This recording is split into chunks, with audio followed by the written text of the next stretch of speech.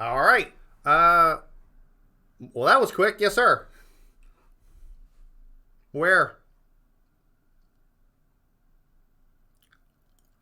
Exam. Yeah, you're right. It's supposed to be exam two. You're right. Oh, that's bad. Yeah, it's supposed to be exam two. Yeah. Whoops. Let me move my. Yeah. I mean, it's a nice try, Mr. Romans. It is. You get it. You get the. Oh, that's pretty good. Let me go ahead and get the screen shared. Okay. All right. My goal is to get the exam two grades posted today. Literally after class, I'm gonna be doing nothing but grading until I've got meetings later today, and so I'm just gonna do this, nonstop until I get some stuff done. I've got two big, proverbial piles on my desk, as it were. I have the exam two in here, and then I have the reports in capstone. Um, um, I've gone ahead and posted the solution to homework 5.1. My TA hasn't gotten to that yet, but that I imagine will be a quick grade. Homework 5.2 was due today, and then you've got 5.3 to assign. 5.3 actually has two problems, but they're pretty short problems, and you'll kind of understand that today, because one of them is actually just a continuation of the problem that you just did on homework 5.2. Sorry, I was moving something out of the way so I could pull my my sort of screen, my pen screen, my Wacom a little closer. Homework 5.3, so the first problem is actually the same problem that you did in homework 5.2. You just use the table instead of doing all the math. And then there's a design problem on homework 5.3, but it's really short, and that'll become clear after lecture today. If there's a theme today in today's lecture, it's this. It's table 4-1A. It is a critical aid in steel design, and it is how we design columns. We're going to use it in two contexts. The first context is going to be analysis, so we're going to analyze a column, and we're going to analyze the column that we did last time using this method, and we should get the same answer, plus and minus some rounding and plus and minus some interpolation. And so we are going to have to do some linear interpolation. So if you remember, you have, a point here and a point here, and you're trying to figure out, if this is x1 and this is x2 and this is y1 and this is y2, and what x is, what's y, right? Right. And so we're going to have to do this today, and I've got the linear interpolation formula in the slides, but I know it's probably been a while since you've done it. Well, we're going to start doing it today, so just be ready for it. Okay, let's get to it. Before we do, though, I do want to mention one thing, which is the Career Expo. We mentioned it actually a little earlier in class, and I'm not sure what emails you've gotten versus what emails the faculty gets. We don't always get the same things that you all get. Because of the nature of things, like I don't get emails about, applying for financial aid and whatnot, just as an example. But I do know that this is coming up soon, and I do know that there are a lot of spots open. I think that they were just wanting to try and make sure that they got as big a showing as they could. I want to just put this in context so that you all are aware. I might have mentioned this a while back, but one of the summers when I was in undergrad, I worked for a company in Houston that did GPS positioning in the Gulf of Mexico. They would, it was kind of like the land surveying, but it was in the water, and it was for oil pipelines. We would demarcate where the pipelines were in the Gulf, and so it was basically mapping services. And I spent like a month and a half out on oil rigs and platforms. I mean, I know the term adventure probably sounds a little cheesy, but it really was an adventure. I mean, it was an experience, and I enjoyed every minute of it. And I got that experience from a career fair. Okay, there was a booth. I sat down. I produced my resume. We had a follow-up interview, and next thing you know, I was in Houston. So I highly recommend that you go. There is a sign up, and I have this link this PDF is in the slides, or the slides, and they're posted on Blackboard. It's just marshall.edu/careereducation/handshake. If you have time to go, I would go. Even if you already have a plan, even if you already have, just go. Just go check it out. It's worth it. Just make sure that you don't show up in gym shorts and a t-shirt with holes in it. I mean, professional dress, like polos, khakis, something similar is probably a good idea. Probably not a bad idea to have a couple of resumes on hand. Obviously, bring your mask and all that. But you should go. It's worth it. Okay. Let's get into steel design. Let's recall a couple things. First off, make sure that we know the K values for design. Hopefully you all saw what I was talking about on the homework, that that symbol, there is a difference between this symbol and that symbol. And so one of the boundary conditions on the column on the homework, there was a difference between the two, and so that particularly focusing on the top and bottom, those were different. So just making sure that you got the right cases. I don't remember specifically which cases apply to which column, but that's kind of what I was indicating on that assignment. But here's the K values to make sure that you know what those are, and make sure that you're using the recommended values, not the theoretical values. And then we've sort of gone through this method 1, which is column analysis using section E3. Which is, we determine the largest KL over R for the column.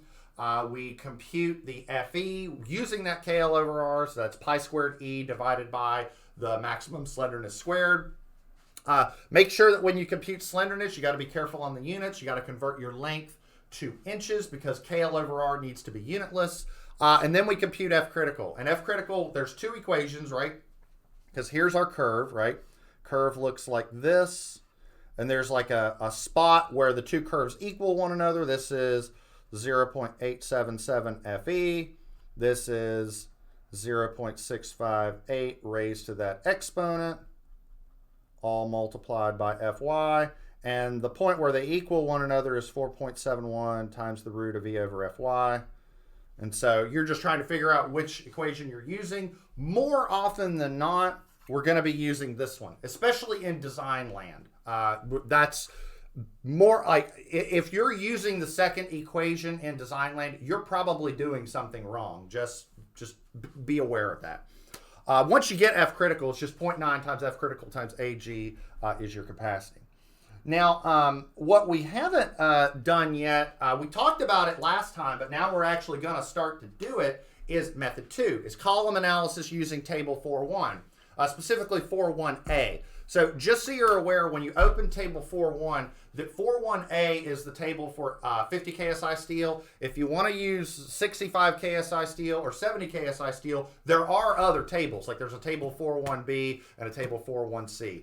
We tend to only go that route when we have some really large load demand. So we're talking seismic, we're talking really tall buildings. So that's usually rare unless you really need it. So so we're going to stick with 50 KSI. The difficulty doesn't increase. The only thing that can happen if you were using comparable shape sizes is there might be more of a possibility that you have to deal with local buckling. But we'll talk about local buckling later on.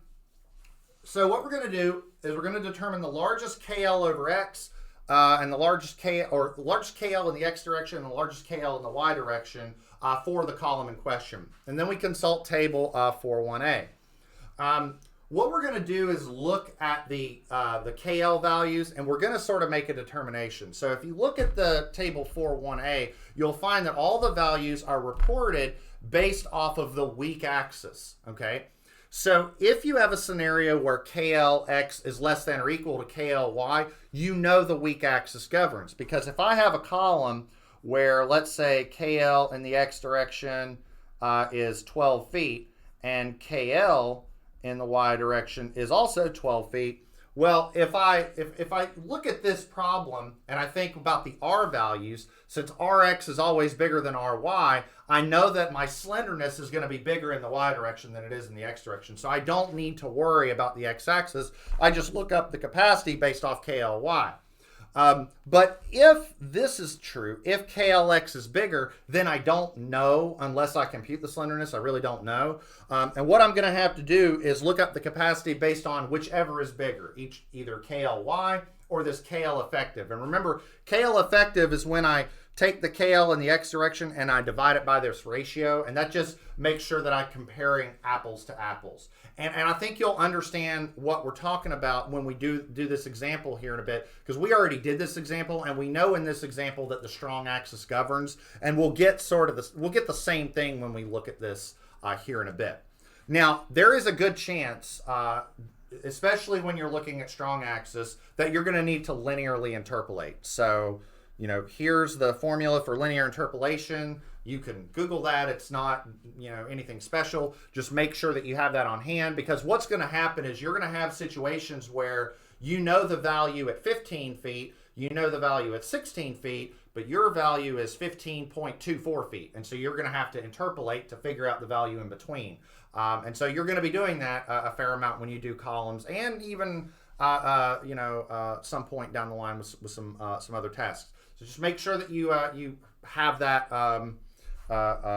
formula handy. All right. Any questions before we get down to business? We've got like I said, we've got this example that we're going to do, and I think that it's going to bring a lot of the any doubts that you might have. It's going to bring this into some focus and give you some clarity on this here in a second. Everybody good so far?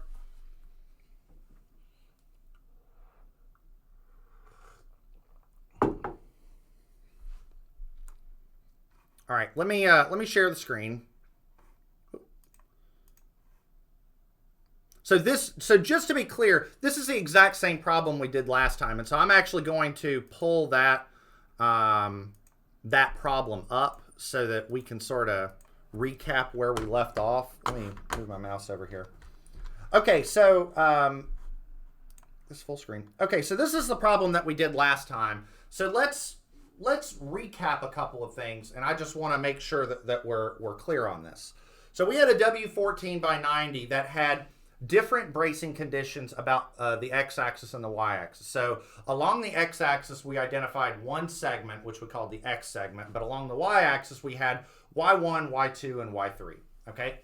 And for each of those segments, we computed a KL over R, the slenderness ratio. Remember, we had to convert the length to inches to have everything consistent. So we had a KL over R for the X, and then a KL over R for each of those Y segments. And they all, to be clear, they all had different slenderness values, but the one that governed was the first one, which was KL over R about the X axis, okay? So for this column, the strong axis governed, okay? So because the strong axis governed, I just want you to keep that in the back of your head, because we're gonna need that here in a bit. Now I'm actually gonna cheat, and I'm going to copy this this image, because we're going to use this here in a bit.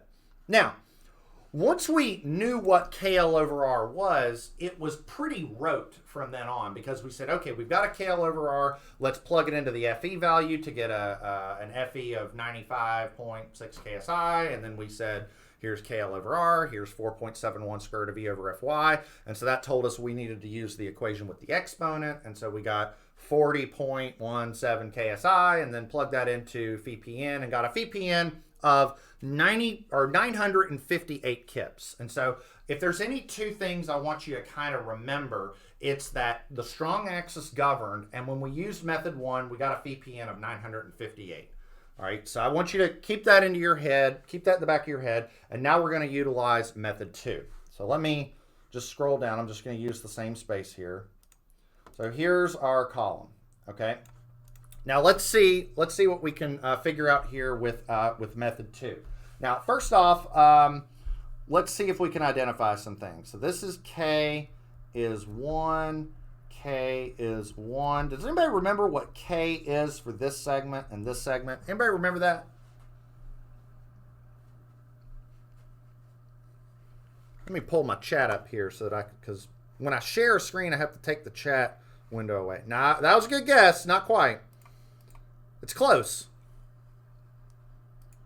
It's 0.8. There you go.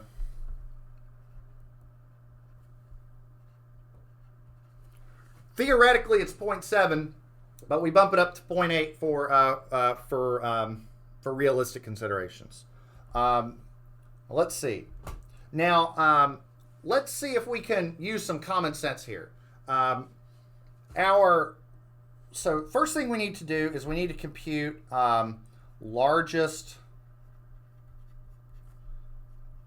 KL in the X and Y directions. So for KL in the X direction, that's easy, okay? And so we're not doing, to be clear, we're not doing KL over R, we're just doing KL. And so that's just going to be 0.8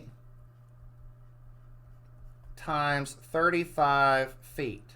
Now, another thing, this is KLs, this is not KL over R, we can leave it in feet. So what's 0.8 times 35? Let me see, is my calculator over here?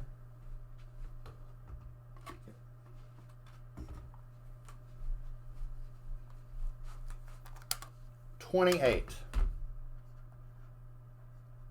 Okay, 28 feet. All right. So now KL in the Y direction. So which segment, just looking at this, you know, with common sense, segment 1, 2, and 3, is that the same way I numbered it before? I think it is. Yeah. Which segment, 1, 2, or 3, is going to give me the largest KL? Just some common sense. Longest length, there you go. Longest length, largest K. So 1.0 times 15 feet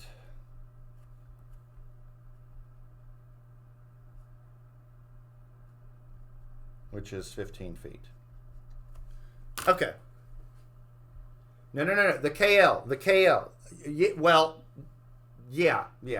The slenderness governs the capacity. So you do need information about the slenderness in order to assess that. Now, when you're using the raw equations, you've got to just compute the slenderness. What we're going to do here is we're going to sort of use a little bit of a shortcut to compute the slenderness. Now, our flow chart has two options, okay?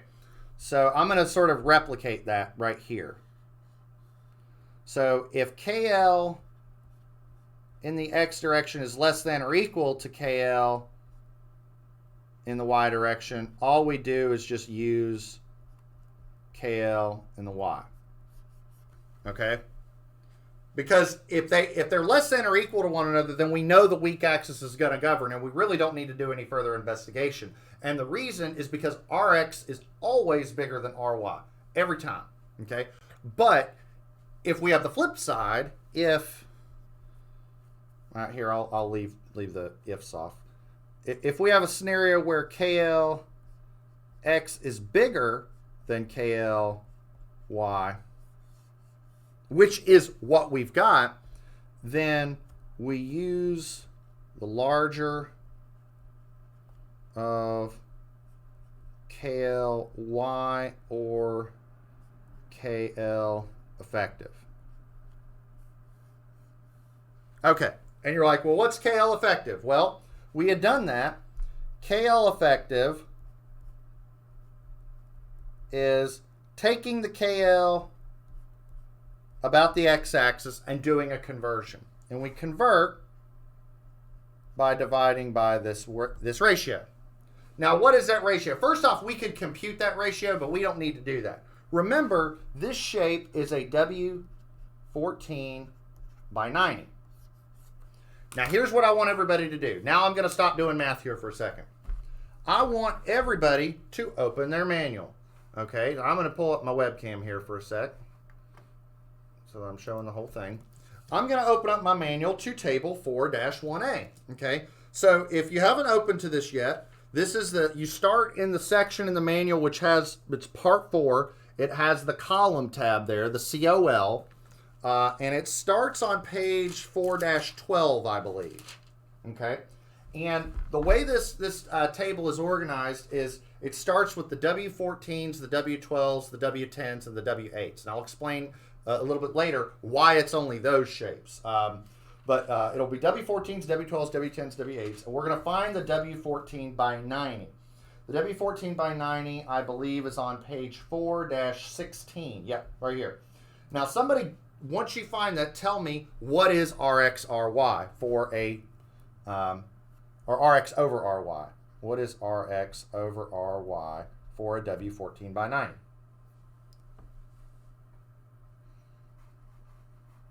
And you'll see it on the bottom.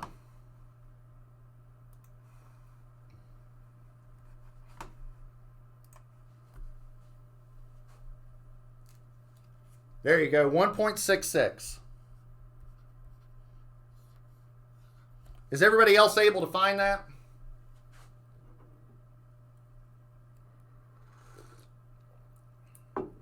Or is anybody having any problems finding it? If you're having any problems finding it, let me know. Otherwise, I'm going to assume you're good. Okay.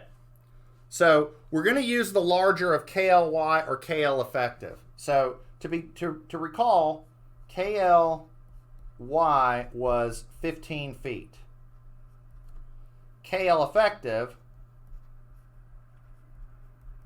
is KL in the X direction divided by that ratio. So that is 28 feet divided by 1.66. So what is that? 16.87. Okay, so the reason that we do that is so that we can now compare apples to apples. See, now I can effectively compare this value to this value. And what this tells me is, because I'm comparing apples to apples, and because we're looking at this from a slenderness perspective, I'm going to use the larger value. This means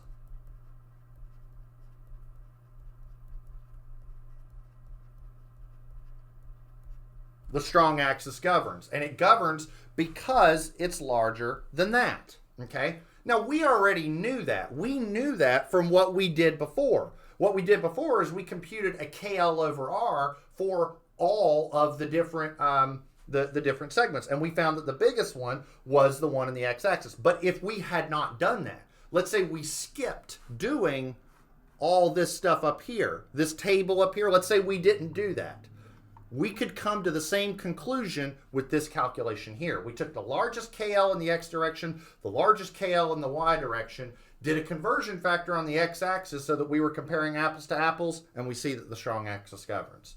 And so now we can go into the table with this value. Now the problem is, look over here on the left of the table. We have effective length with respect to the least radius of gyration. And I see at the very top, it starts with 0, and then it goes like 6, 7, 8, 9, 10, 11, 12, 13, 14, da, da, da, da. I see a value for 16. I see a value for 17. I don't see a value for 16.87. How do I figure that out? I linearly interpolate. So let's see what we got. Okay, so somebody help me out. 4 KL is 16 feet. What are we getting for phi-PN?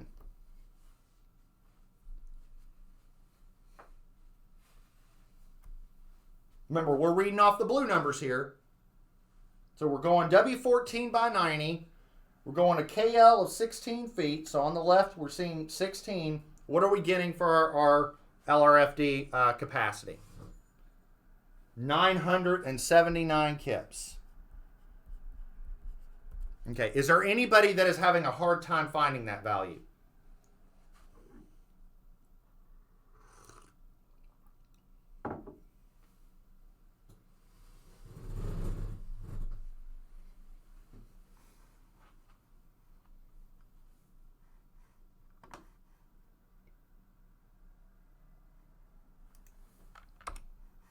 Sorry, give me 1 second.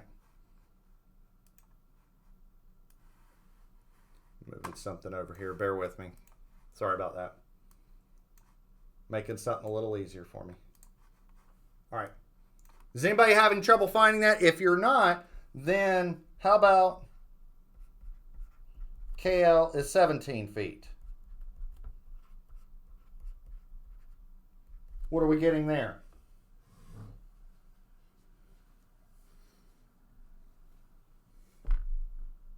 955. What we need, though, we don't need 16 or 17. We need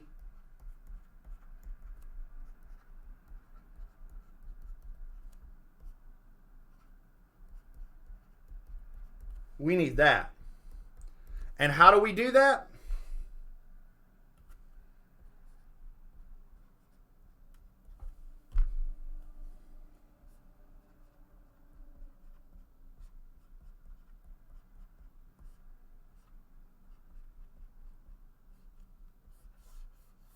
We use linear interpolation, okay? So how are we going to handle this for our problem? We're going to say phi pn. We're going to take, and you could do this in whatever order that you want. I'll say 979 kips plus, and then we'll say, 955 minus 979 over 17 minus 16, and then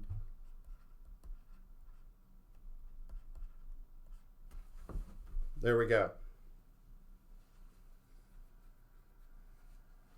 And you could usually gut check your answer by just looking at the range. So we're ranging from 979 to 955, but we should be closer to the 955, right?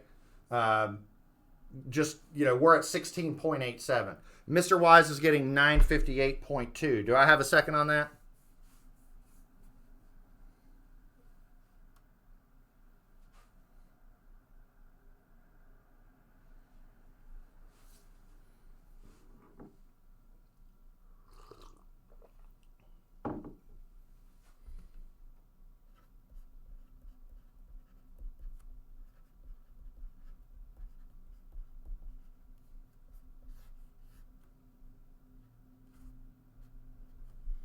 There we go.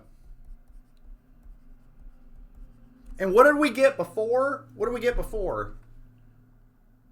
958, and now we're getting 952 or 958.2. Again, it's off a couple decimal places, but all that is rounding and the fact that we're interpolating and not following the curve. But if you're designing a column, that's going to hold up 958,000 pounds, plus or minus a couple hundred pounds is like, that's small potatoes compared to what's going on. I mean, think that's close to, that's 958,000 pounds. That's a lot. So I want to take a second, see if anybody has any questions. I want this to be important. This is important, and I want to make sure that you're clear on this. So again, all we're doing is taking the largest KL in the X direction and the largest KL in the Y direction. And then we convert the KL in the X direction just using that ratio so that we compare apples to apples. And then we take the largest one, go into the table, and interpolate. That's it.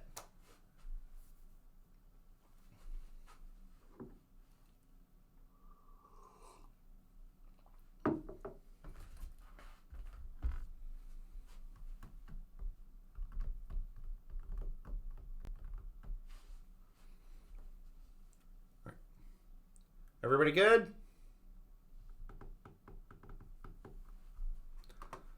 All right, just so you're aware, I want everybody to have their table 4-1A ready because we're going to use it quite a bit here in the next few minutes. So we're going to be flipping back and forth, so be on the ready. Okay, so let me stop the share and pull up the notes here.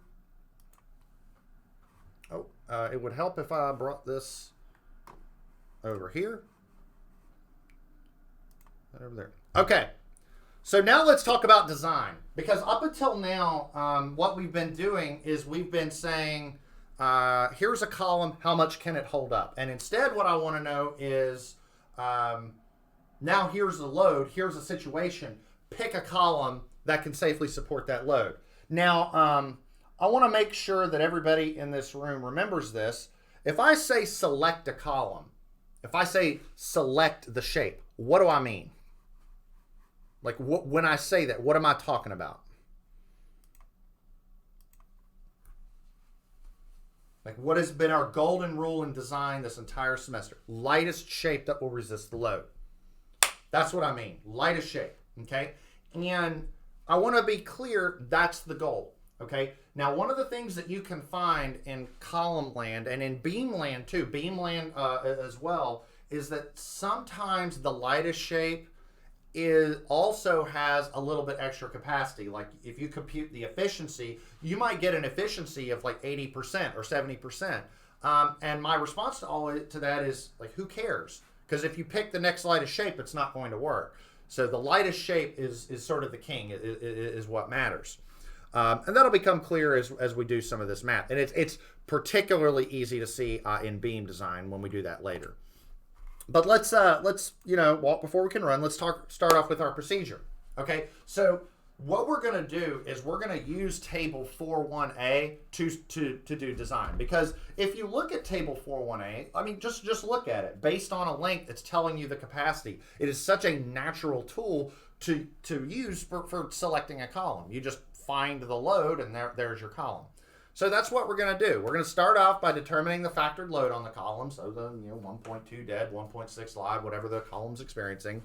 And then we're going to determine the largest KL for the x-axis, the largest KL for the y-axis.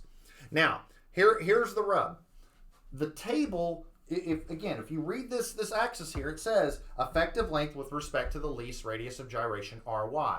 This table reports capacities based off the weak axis. Now, I think by now we should know that sometimes the weak axis governs, sometimes it doesn't. Okay, so how do we go about this? Well, what we do is we go into the table and we select trial shapes based on the weak axis. Okay, and so we select those, and then we're going to go back and check the strong axis, and then from those choose the lightest one. So let's take it one step at a time. Based on the weak axis, we're going to select a group of trial sections. If you start flipping through table 4.1a, you are only going to find 4 types of W shapes. You're going to find W14s, W12s, W10s, and W8s. Why only those 4? The reason why is because of all of the W shapes, and I don't like to use the term I-beams, but I know that it looks like an I, so I know it's natural to say that. But of all the wide flange sections that we use in steel design, the W14s, W12s, W10s, and W8s are the ones that are the most square. So if you look at the flange width versus the depth, they're about 1-to-1, or they're the most square sections that we find. So the ratio between Rx to Ry are small. And we kind of want the Rx, Ry ratio to be small so that we don't have this crazy variation in capacity from one axis to another. And so whenever you look at frames, whenever you look at the steel frame for a building like this, what you'll find is that the sections that are very elongated, like for instance, they're much deeper one direction than they are the other, tend to be beams, and the ones that are kind of square tend to be columns. And so we use this, that's why it's only those sections. And so what we're going to do is pick one from each. So we're going to go into the table and we're going to find the lightest W14 that we think works. Then we're going to go and find the lightest W12 that we think works. Then we're going to find the lightest W10 that we think works. And then we're going to find the lightest W8 that we think works. And we say we think works because normally we're going to have to go and check the strong axis. Today that's not going to be an issue because we're going to have a problem where we know the weak axis governs. On Wednesday we're going to find, well, what if that isn't the case? Then we'll have to go and check it. So let me show you that. What we do in step 4 is we have to figure out whether or not the strong axis governs or the weak axis governs. Not going to be an issue today. Today is going to be pretty simple. But if the strong axis governs, if we have a situation where KLX is bigger than KLY, then for each one of those trial sections, we're going to have to do a check. We're going to compute the KL effective. We're going to compute the capacity based on that KL effective. And then go back to our list. We might select a family of 4 trial shapes, and of those 4 trial shapes, maybe only 3 of them work. Maybe only 1 of them works. Maybe none of them work. And let's say none of them work. We'll just go back and select another 4 and keep on going until we find the lightest section that works. And from all those trial sections, go with the lightest one. Now you're doing a lot of iteration and a lot of back and forth from table 4.1a and doing some interpolation. Once you get to a shape, you ought to analyze it, especially if you've been doing a lot of this. We aren't going to do any of this today, but if you've been doing a lot of this, you definitely want to go back to method 1 to verify that the column that you picked actually does have the capacity. Taking that nice fresh look at it is incredibly important, especially if it's your first time doing all this. All right. I want to illustrate how this works with this problem, okay? We're going to select the lightest W shape to resist a dead load of 100 kips and a live load of 200 kips given this bracing configuration.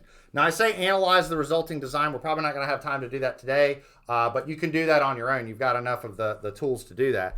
Let me take a screen clipping of this so that I have this little picture here. Oh. Bear with me. There we go. Copy. Now let's go back to the notebook here.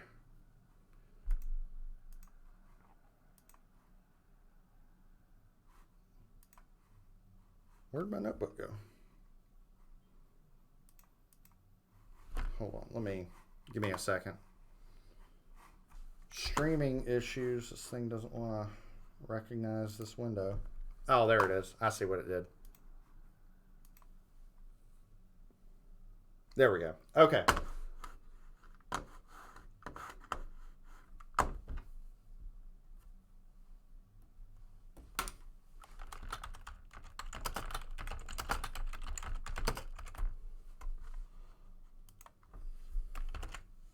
Okay. That's what I wanted to see. Make that a little smaller. Okay, so let me show you how this design process works. I want everybody to have your manuals at the ready because we're going to be flipping back and forth through some pages. So have everybody, I want your manuals open to table 4.1a. Okay, so step 1, we need to determine the factored load. I'm getting ahead of myself.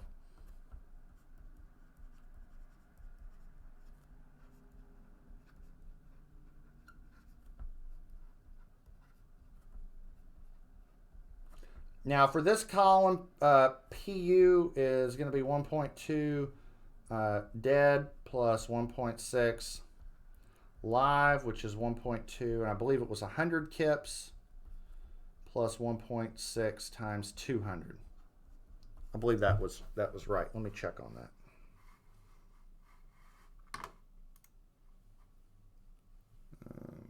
Yeah.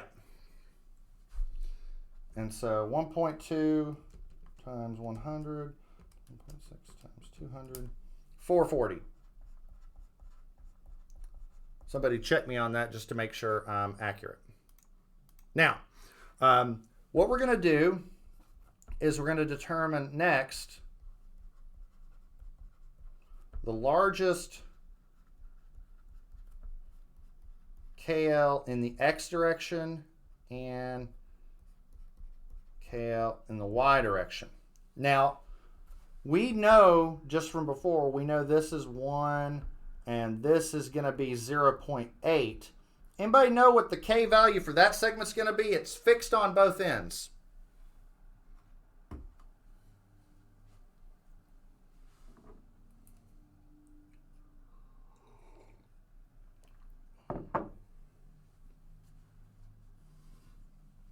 .65.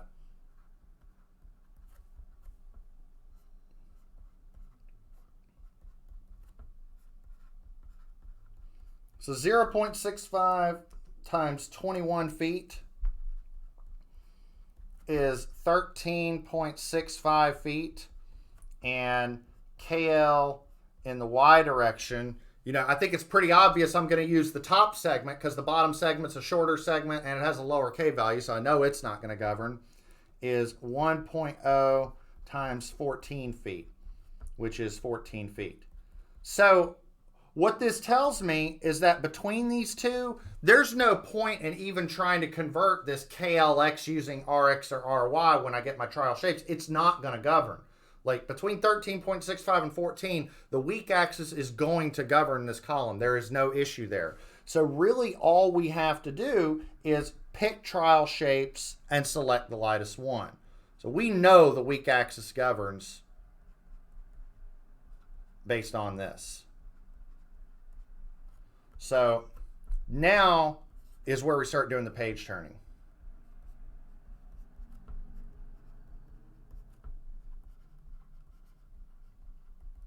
So we're going to select trial shapes, and I need two values. I need KL is 14 feet, and I need a capacity of at least 440. So I'm getting that just from here and here.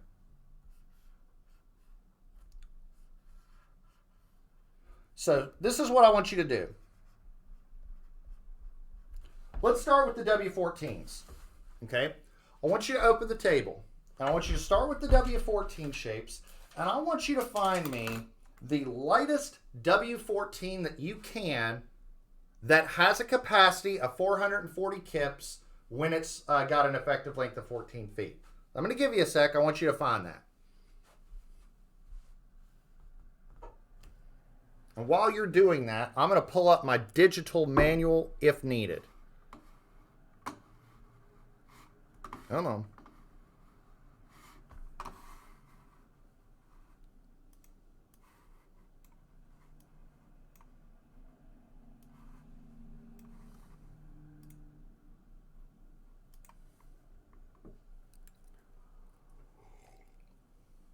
Let me see if I've got mine. Yeah, I've got that pointed out. I'm going to give everybody a sec. Let me see if you can find one.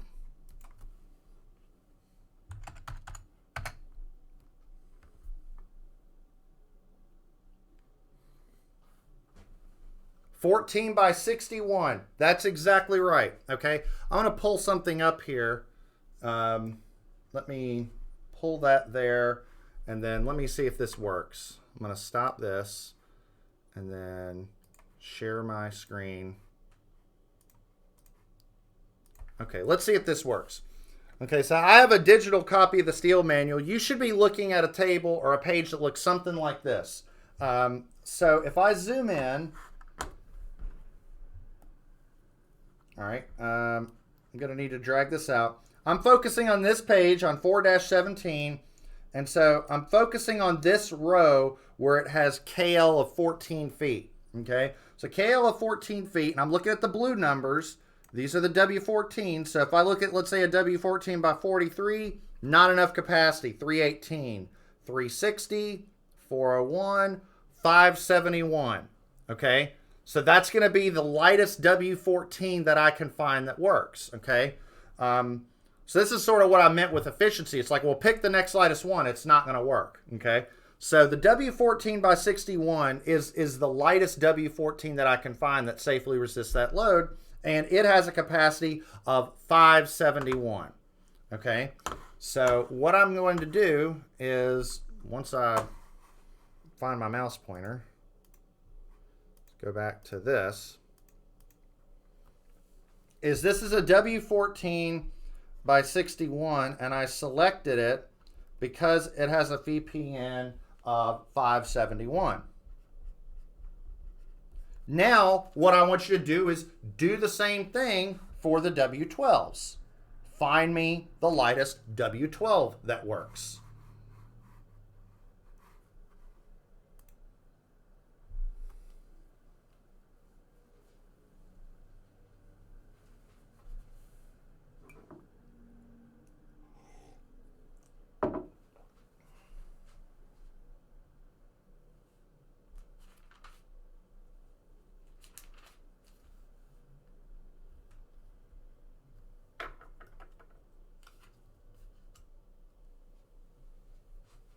And if you're having questions, like, this is the point to turn on your mic and say, I don't know what you're looking at. I'm having a hard time following.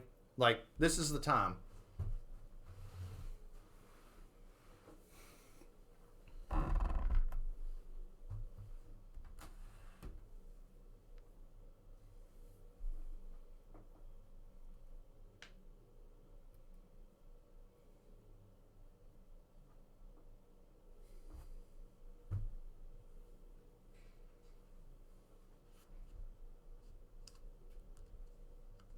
Everybody's quiet. Are there any?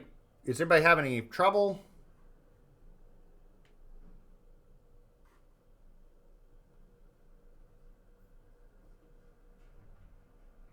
There we go. 12 by 53. And why did you pick that? What was the capacity?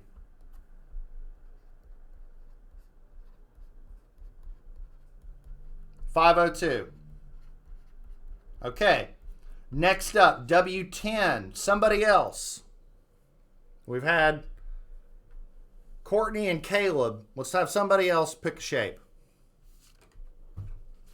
The W10s.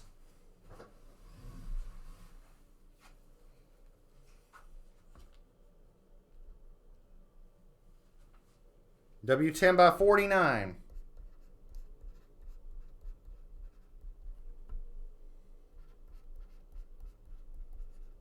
Okay. All right, and somebody else, W8s.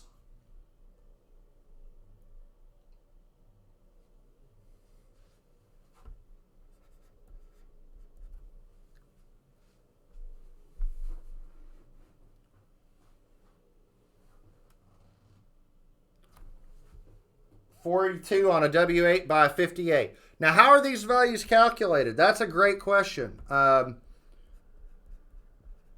So I'm going to get to that here in a second. So first off, let's finish this, and then I'll address that. Okay.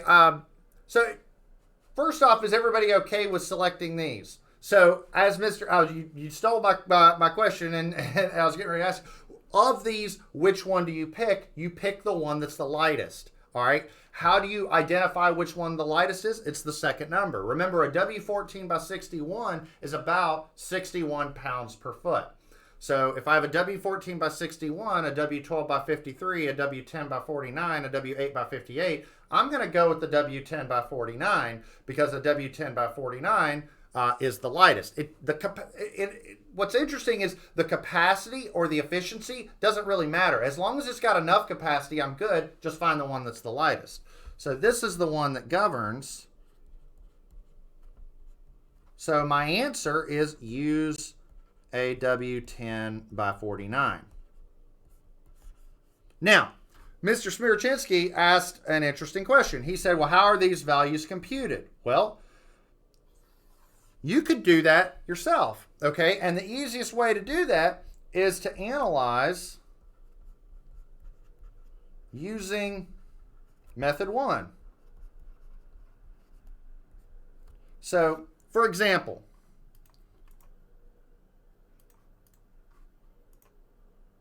here's the problem that we just did, okay? If you use a W10 by 49, what is VPN? If I told you that this section was a W10 by 49, you have every tool under your belt right now to compute KL over R for each of those segments, take the maximum KL over R, compute your FE, take your FE, compute F critical, take your F critical, compute VPN as 0.9 F critical AG. And I promise, if you do it correctly, you will get 471. That's all this table is doing, is just for each one of those links, computing a KL over R, computing FE, computing F critical, computing VPN. This table is the result. Remember that homework you did, that homework 5.1, that spreadsheet? Just take that spreadsheet, make it a little bit bigger, and do it for every shape. That's what this is. Remember when I said that when you bought the manual, that what you were really paying for were these design aids? That's what I meant.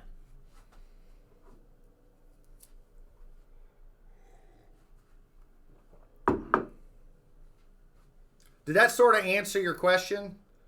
But I mean,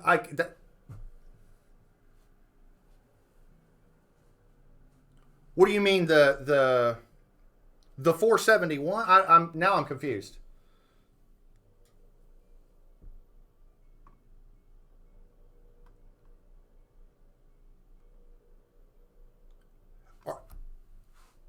Are you not seeing that value in the table? Is that what it is? Like, I want to make sure. First off, I want to make sure that you were able to find that value.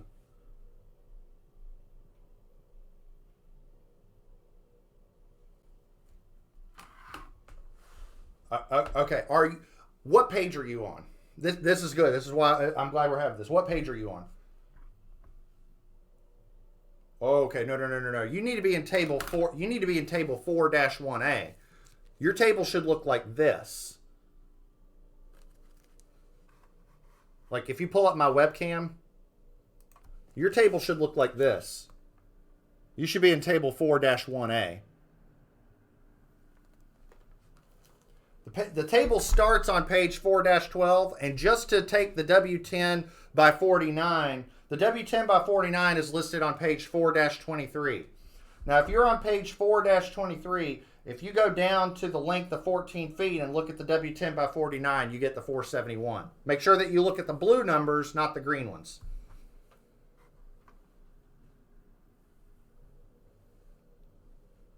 You good now? Okay. All right. Any other quick questions before we call it?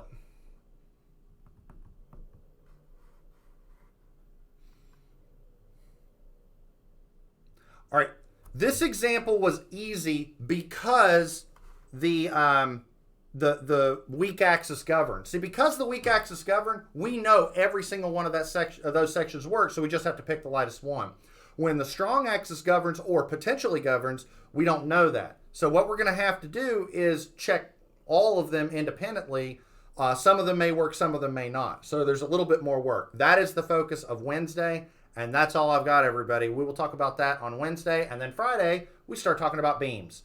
That's all I've got. I will see you all. I will see you all on Wednesday. No problem at all. Y'all have a good one.